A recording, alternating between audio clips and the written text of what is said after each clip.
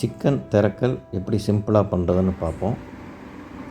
இதில் சீரகம் எடுத்துக்கோங்க, இஞ்சி பூண்டு பேஸ்ட்டு ரெடி பண்ணி வச்சுக்கோங்க, வெங்காயம் கட் பண்ணி வச்சுக்கோங்க, பச்சை மிளகா 2, பட்டை இலை 1 பட்டை, தேவையான அளவு உப்பு, மிளகாத்தூள், மஞ்சத்தூள், தக்காளி, கடலை எண்ணெய் ஊற்றிக்கிங்க. அதில் பட்டை இலையை ஃபஸ்ட்டு போடுறது, ரெண்டாவது சீரகம்,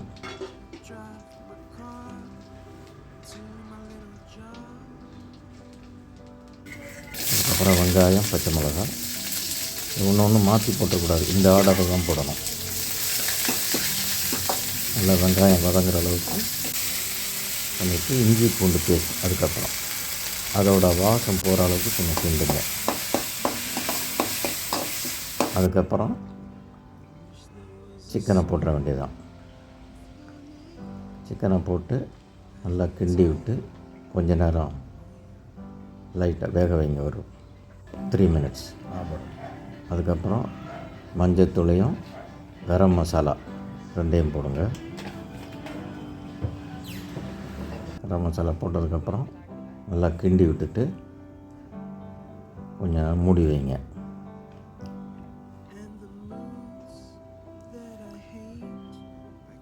தண்ணியே ஊற்ற வேண்டாம், அதுலேயே தண்ணி வரும். கொஞ்ச நேரம் மூடி வச்சிட்டிங்கன்னா இப்போ தக்காளியை போடுங்க. போட்டு நல்லா கிண்டி விட்டு இன்னொரு தடவை மூடி வச்சுருங்க.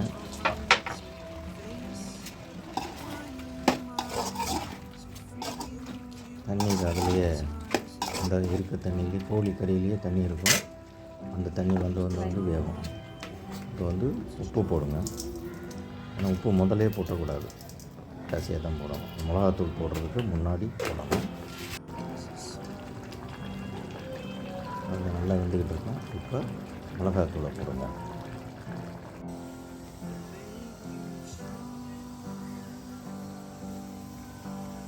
மிளகாத்தூளை போட்டு நல்லா கிண்டி இப்போ மூட வேண்டாம். மிளகாத்தூள் போட்டதுக்கப்புறம் மூடக்கூடாது, அதான் மிளகா வாசம் வெளியில் போகும். இப்போ தான்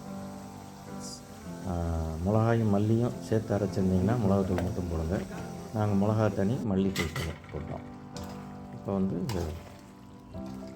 கரெக்டாக 5 மினிட்ஸ் சூப்பராக திறக்கல் ரெடி ஆகிடும். இது செய்கிறதுக்கு மொத்தம் 20-25 நிமிஷம் தான் ஆகும். ரொம்ப டேஸ்ட்டாக இருக்கும். ட்ரை பண்ணி பாருங்கள். நன்றி, வணக்கம்.